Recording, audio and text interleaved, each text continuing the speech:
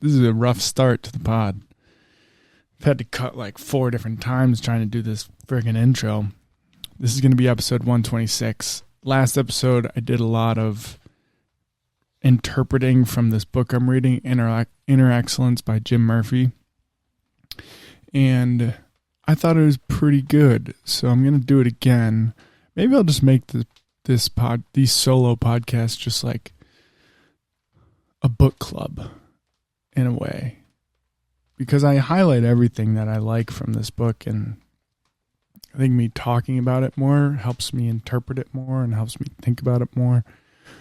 And if you guys want to read it, that'd be cool. So then you would kind of have a gauge on what I'm reading. So yeah, maybe these solo episodes will be just based off the books I'm reading, because once I finish this, I have 2 or 3 other books next on the list.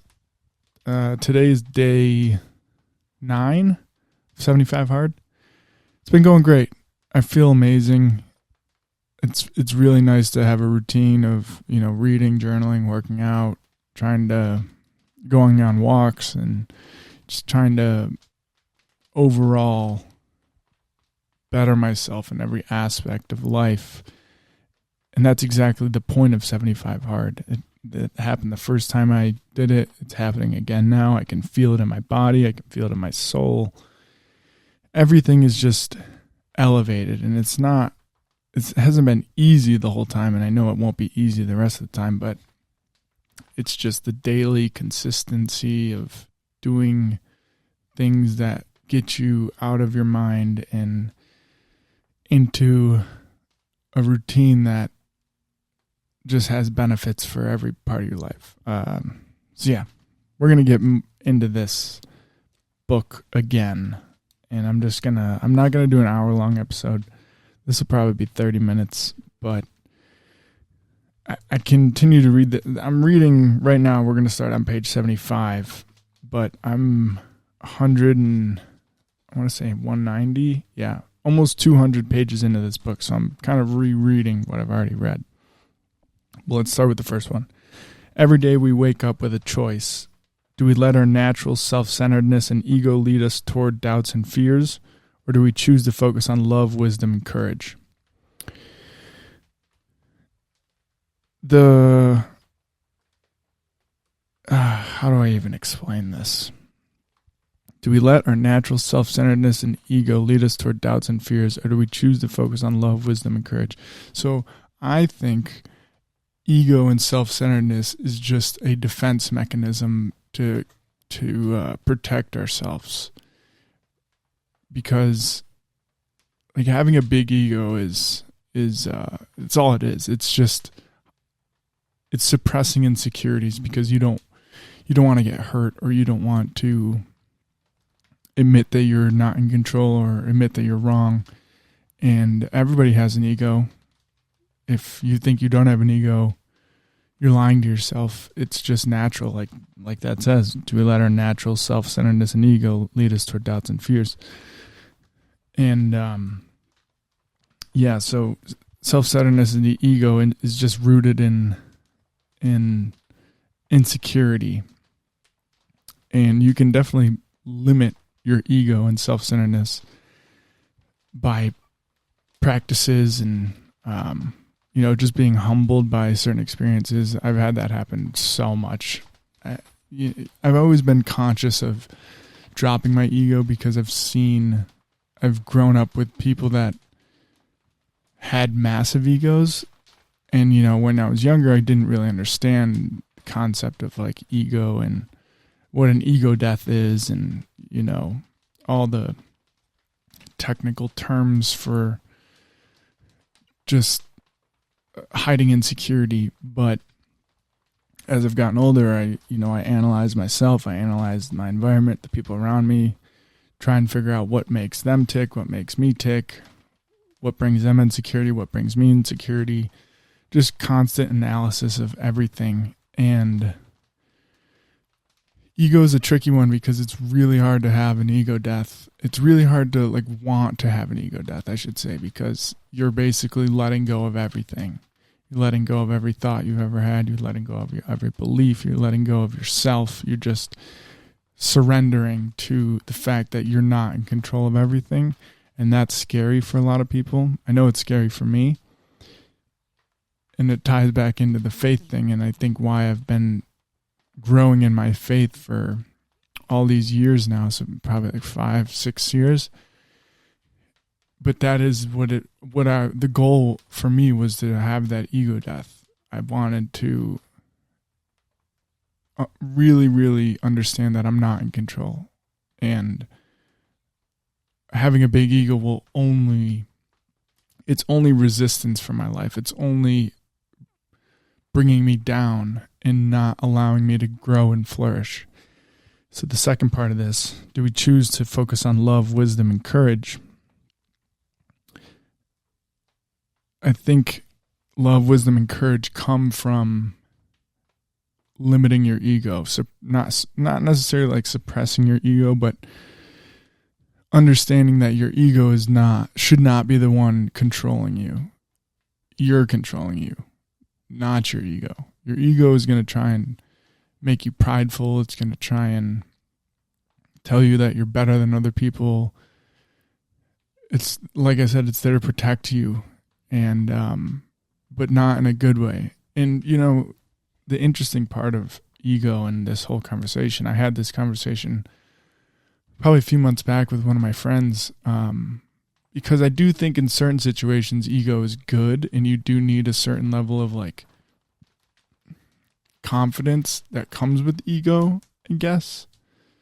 And I was like, I wonder, I've struggled to figure out how to have ego in certain situations where it might be of use to, bring your confidence in states of fear or just uncertainty, and to like not let that overrule you, not let like the fear and uncertainty overrule you, and to have confidence that you're going to be able to get through it. And maybe ego plays a part in that, but I don't know. It's a question I think about a lot, and I don't have a pinpoint answer for it.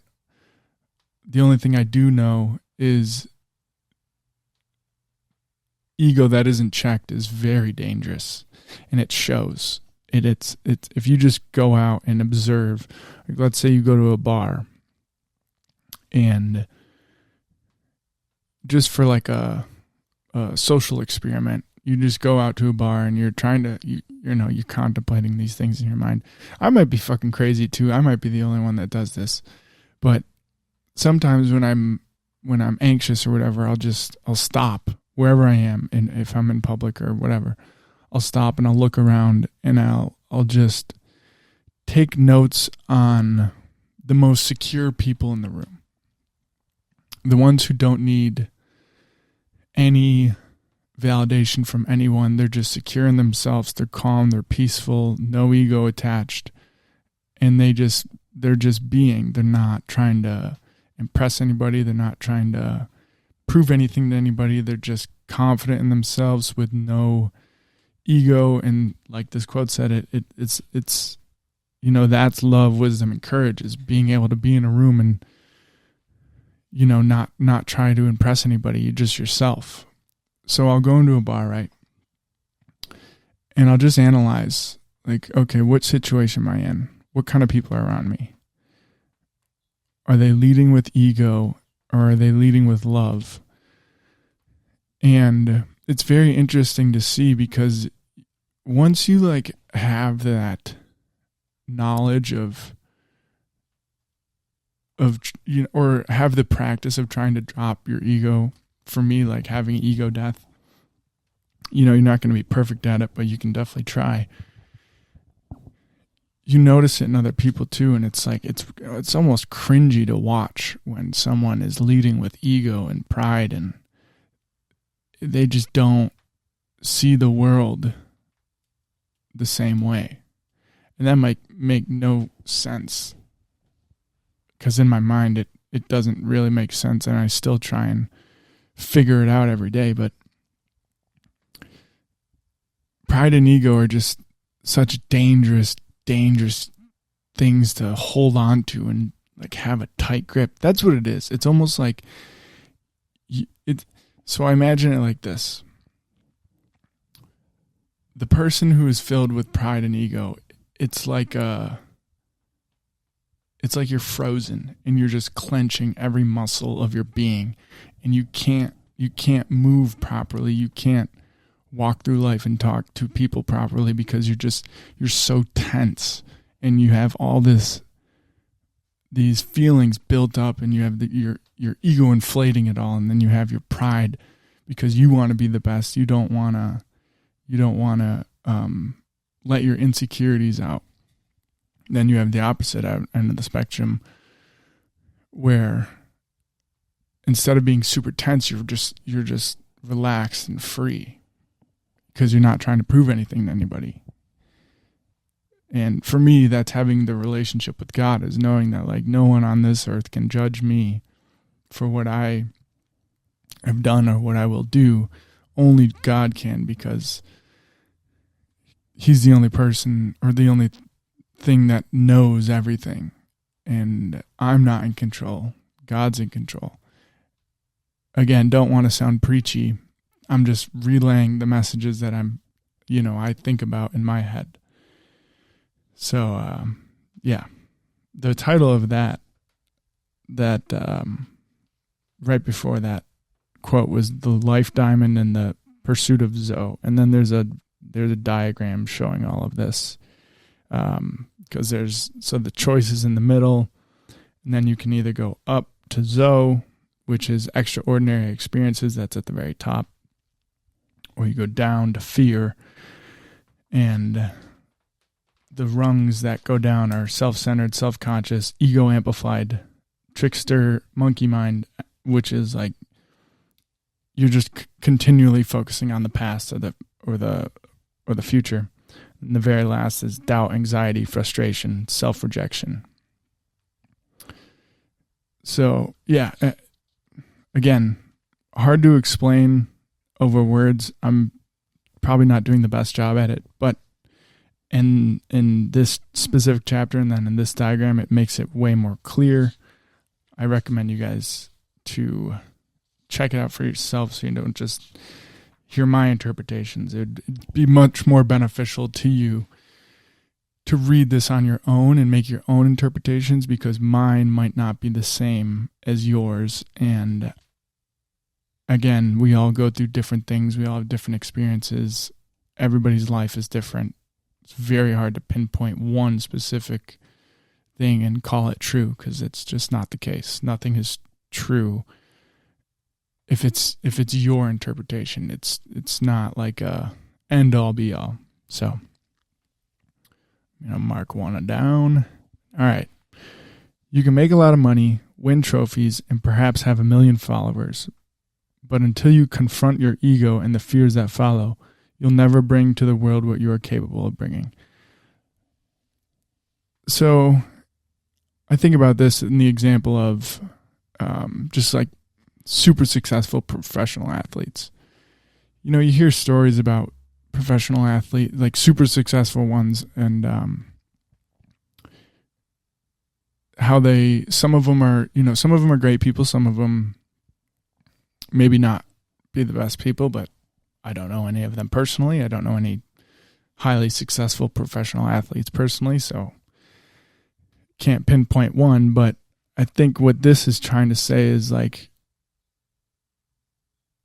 don't let your ego get in the way of what you can truly become. Don't let your pride get in the way of what you can truly become. Because all it's going to do is hold you back from your true potential. It doesn't matter how many successes you have or how much money you have. None of that fucking matters, because when you die, it's gone. People aren't going to remember you for your successes. They're going to remember how you made them feel. Or a memory about something that you helped them with, or whatever the case may be. Like this podcast, objectively on paper, might not be successful, quote unquote, in the podcast world, because if we're just talking about numbers, like if we're measuring success based on numbers, this podcast isn't successful. However, if we're measuring it based on the output of like what I'm trying to do with it and the effort and the love I have for it, then I would consider it wildly successful, because I love doing it, and that's really all that matters. And it's in the pursuit of trying to help. It might not, but that's where my heart is, and that's where it's going. Like, that's the direction I want to lead. So hopefully, we get to a point where the goal is just to help as many people as possible. And, through that there has to be numbers that back that. But whole point is, it's not about the money. It's not about success, quote unquote success. It's about where your heart is and what you can bring to the world when you scale back all the bullshit that consumes us and bring it down to base level, who we are, what we believe in, what we want to do to help others. I think that's where, you really figure out your true potential. Next quote. Clinging to your life brings comparison and judgment, tension and separation. Giving up your life brings joy and peace, freedom and connection. To walk in love, not fear, is to live by faith, not by sight. It's to live by what's deeply meaningful and timeless rather than what's superficial and temporary. This, I starred this one because the line, to walk in love, not fear, is to live by faith, not by sight. Again, I think faith is the most powerful thing in my life. I've seen faith bring me to places that I've never thought possible, and also things that like I didn't necessarily know I needed. One of the examples recently that I was, in the moment I was super frustrated. And again, I don't know if it was pride or ego or what was getting in the way from me seeing clearly, but it was a moment where, looking back, I'm like, holy shit, that was God's doing, because he didn't want me in this place, and he wanted me to slow down, take a step, take a breath, let it unfold how it's supposed to unfold. So I was living at this place, and it wasn't working out. It was not the right fit, and I was frustrated. I didn't get, great sleep there and whatever. And this is right after I got, like a few days after I got my car. So that night when I was like just super frustrated, I knew the next morning I was going to wake up and go look at another apartment to try and live in, because I was just like, I had all this fucking tension and anger just inside me, and I was like, fuck this, I'm going to find somewhere else. So as I do that, I wake up, get in my car, and I go to do a 3-point turn, and the car just like shuts off, and I just got this car. So I was, when it stopped working, I just sat there. I was like, no way this is happening right now. Like, there's nothing I can do. This is, I didn't want to say my day was ruined, but it was like I was going to try and find somewhere else to live because I was frustrated. I think that's when what I believe God stepped in and was like, nope, you need to take a pause. You need to stop what you're doing, breathe, take it moment by moment, figure out what's wrong with your car, and just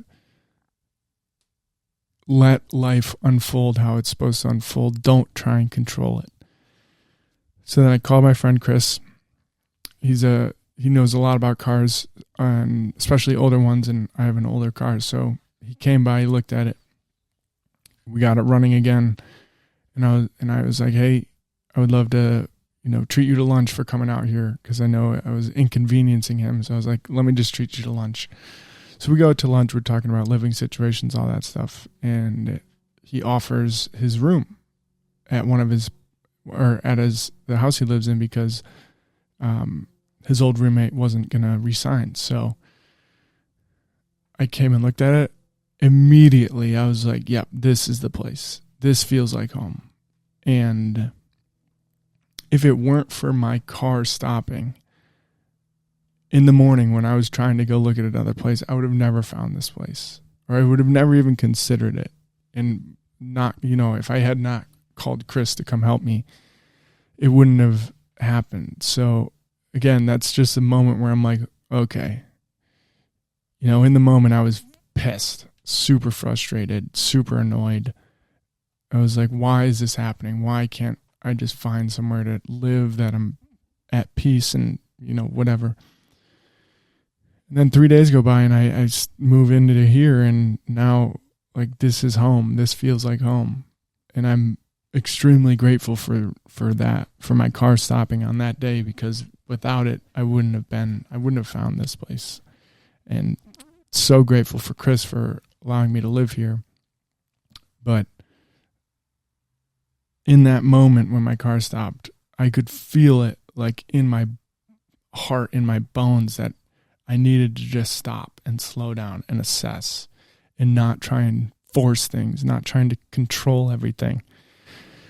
It was like that voice in my head and in my heart, what I believe to be God, So I really like that one. And I've had moments like that so many times throughout my life, and it just keeps reinforcing the faith. But yeah, next quote. The greatest thing you have in your mindset, the greatest thing you have is your mindset and single-minded devotion to the purpose for your life. Life is continually throwing challenges at us to be creative and find solutions. We must have a clear mind with no need to react nor threats to defend against. The ideas come when we're fully present, able to see beauty, and not living in a constant state of reaction. Yeah, living in a constant state of reaction is exhausting. And trying to force every little thing and to force your opinions on others and to force your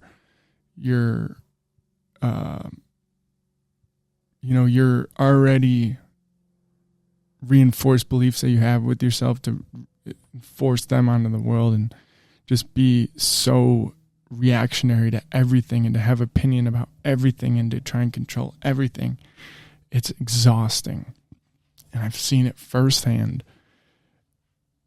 The only thing that leads to is a very foggy mind and the inability to love yourself and love others to the fullest possible way. I'm going to sneeze.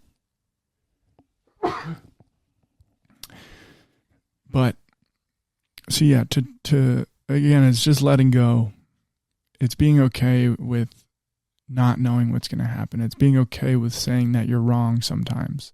It's being okay with allowing things to just unfold how they're supposed to unfold, and realizing, like, all you have to do is control what you can control and not let the bullshit of life just clutter your mind and keep that fog in your mind. Because if you're not allowing yourself time to breathe and just be with yourself and think and challenge yourself, in every situation I've seen that happen, and with myself, when in the situations I've let myself get to that point, I'm just depressed, I'm anxious, nothing is happy, nothing is fun, everything is just foggy, and you almost feel brainwashed. You're like, I just feel like a zombie all the time. And I lived that way for years. Once I just let go, that's when, but I also still go back to that time, because I'm not perfect. So I'll have those spans of time where I enter back into that mode of thinking and, again, just feel like a zombie. And then as soon as I let go of it all, I'm like, oh, I can breathe again. I can see again. Like, everything is way more clear. My senses are not pinpoint, but they're like right there. Everything is just almost like 4K. Imagine watching like a pixelated 1950s film. That's like the foggy mind, and then you go to 4K and you're like, holy shit. Or if you wear glasses, you take out your glasses or your contacts and everything looks blurry, and then you put them in, you're like, whoa, I can see again. You know, that's the feeling. I got to change the camera. Had to take the sweatshirt off because it was getting hot in here. All right, next one. I probably got 2 more, and then I'm going to wrap this up so I don't go for an hour again. Renewing the mind is about continually going back to the truth with a capital T, as well as capturing your thoughts, keeping the good ones, dismissing the others. So I've been doing this practice as of recently. I think because of something I actually know it's because of something I read in this book. It was like when you have a bad thought or something that you don't want to like just continually loop in your head, what you do is you breathe in and then acknowledge it, and then as you breathe out, you like let it go. And in your mind, you're like literally saying, you know, inhale, accept it, exhale, let it go. And then you just redirect your thought as fast as possible. And it's not ignoring it. It's acknowledging that it's there, but not being attached to it. And I think that's the part that says keeping, you know, capturing your thoughts, keeping the good ones, dismissing the others.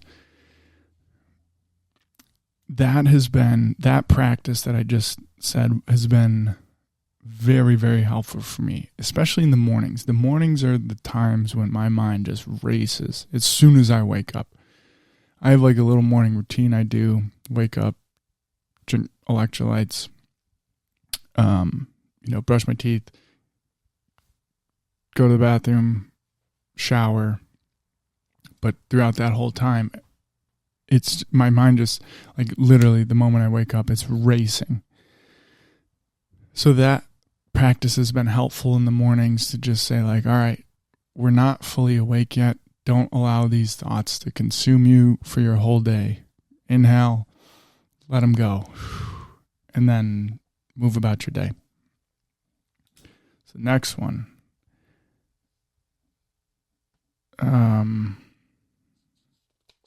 It says this one reason prayer before bed is so powerful. It's letting go of your attachments and letting God take over. It goes back to faith, and I don't want this to be a preachy podcast, but faith has helped me exponentially. If any of you have any questions about it, I'd be happy to talk about my experience. I'm still learning, still growing. I'm very, very green when it comes to faith, and especially the Bible. I know very, very little about the Bible. It's really hard to read the Bible, first of all. It's it's dense, and a lot of it doesn't make sense to me, but I'm trying. So, yeah. All right. Next one. The title of this is called The Happiness Addiction. And the part I highlighted is consider the addiction of pride or needing to be recognized. It's a hidden addiction that impacts every area of your life, but most people will carry it to their graves, never to get well. The reason is they don't see it as a problem. This is its power. Man, I wish everyone could read this and make their own interpretations, and not, because as much as I do hope this helps, I don't want it to feel like I'm forcing beliefs on you, because like I said, I could be wrong, and I probably am wrong. But this specific one, addiction to pride or needing to be recognized, this is modern day social media. And, for the line of work that I want to do, podcasting, Lonely Cowboy, being an artist, being a tattoo artist, social media is the tool that you need to use and be good at in order to promote your work, and eventually turn it into a career. And that is the need to be recognized, So I am guilty of it as much as everyone else is.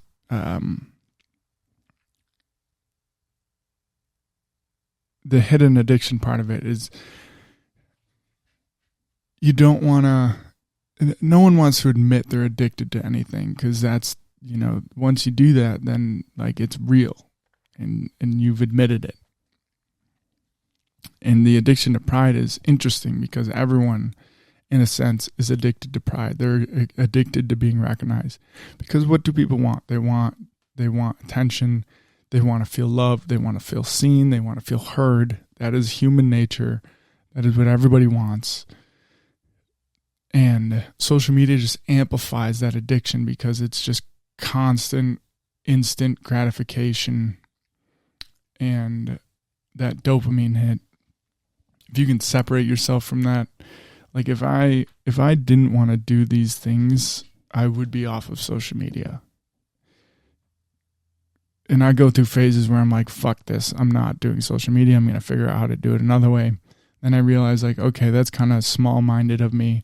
I should just use it as a tool and not get consumed in it and not let it affect my mental, like not let the views, the likes, the whatever, the statistics of it affect who I am and what I'm trying to do. And I've gotten way better at that, over the years I've been doing this. So now it's pretty slim. Like I know that it's not going to make or break my day. I'm not any less of a person for getting less likes, or I'm not any more of a person for getting more likes. I'm not better or worse either way. But I also understand, recognize, and admit that feeling of getting the attention and getting the recognition, it does feel good. It's human nature, What I'm trying to do now is to make sure that even if this blows up one day, or Lonely Cowboy blows up, or tattooing blows up, I'm not any more or less of the person I am than right now in this situation, or 5 years ago. I'm the same person, and I want to make sure that I continue to ground myself in that and build that foundation and healthy practices like mindfulness, spirituality, working out, reading, journaling, just to make sure that I'm bringing everything to baseline. It does not matter if I'm going through a season that's super high or a season that's super low. I just want to be even keel. So that's going to be it for the podcast today. I think the dust in this garage is making my nose run, and I don't want to ramble on for an hour. I also hope I'm not like super repetitive. After the last podcast, I realized like a lot of the things I'm highlighting are the same in a way. They can all be tied to each other. And again, the quotes that I just read off, everything kind of ties into each other. And I don't want it to sound repetitive. I think, like I said before, as much as this is for me to help people, it's also for me to go back, read, think things through, talk about them, to give myself a better understanding, which hopefully will make me a better person, which will hopefully make this podcast better. And so as much as I'm doing this for the hope that it helps people, it's also helping me at the same time. So I recommend everyone starting a podcast, honestly. It'll force you to think. It'll force you to slow down, and especially when you have guests, like sit down, no phones, no distractions. Once you put these headphones on, like you are locked into a conversation. I think everyone would benefit from a podcast, especially if you have on people that can challenge you. Like one of my friends who I love doing the podcast with, Chef Jonathan, he'll challenge me and I'll challenge him, and it's a good little mental sparring, and it's healthy for everybody to, just think things through in a civil manner, and not get angry and try and force your beliefs onto someone else, because that's fucking crazy. To me, that's insane. Because I keep saying this, but everyone goes through different things. Everyone has had different experiences in life. There's no one right answer. Everything can be argued in a different way. But yeah, I hope you guys find value in this. If you want to read this book, I highly recommend it, Inner Excellence by Jim Murphy. I'm hoping to have a guest soon, because I do like the solo pods, but they do get repetitive and they are hard. And maybe that's good. Maybe I need to do hard things, but I just find myself performing better for the podcast when I have someone to bounce ideas off of, and to have the not debate, but like the conversation of different ideas and different thoughts. And learning from others is the greatest gift ever. I think that's what really draws me to doing podcasts, is being able to learn from others and their experiences and what they've learned in life, because I know that I will never, ever know everything. And I want to challenge myself and my beliefs as much as I can. I think it's just iron sharpens iron. And yeah, so that's the podcast. Thank you guys so much. Appreciate you. Go to lonelycowboyco.com, trucker hat, tea. These are the only two things I'm going to be selling for a bit. And I want those to be just staples. So yeah, appreciate you guys. Catch you next time. Peace.